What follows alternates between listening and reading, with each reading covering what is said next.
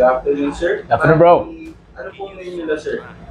My name is ang dami. They call me Lloyd Zaragoza, but now I'm using Chong.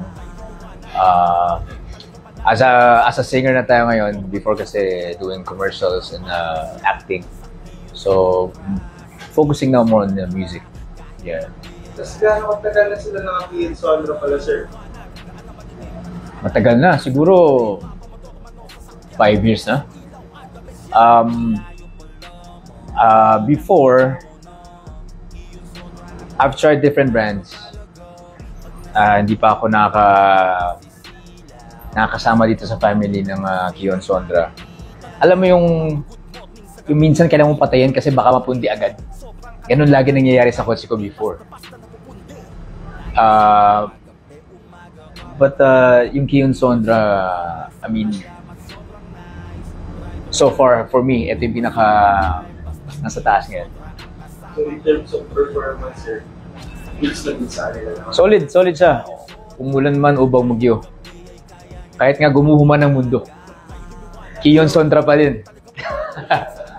That's seriously, yeah. Ano sabi nila, sir, sa mga nagbabalak na mag-Kion Sonra? Sa mga nagbabalak, sa mga nagbabudget ng, siyempre, hard-earned money yan ang i-invest sa mga ilaw. Siguro, kaysa magpapalit-palit tayo ng kung ano-anong ilaw, might as well wait for the best one. Etong Kion Sonra nga kasi yung Civic ko, di ba bro? Ano na?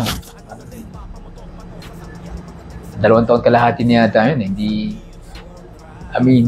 mo kailangan palitan, hindi ka mag-aalala na baka mapundi anytime. Alam mo yung nasa highway ka, bigla nasa La Union ka for example, tapos bigla mapupundi isang headlight mo.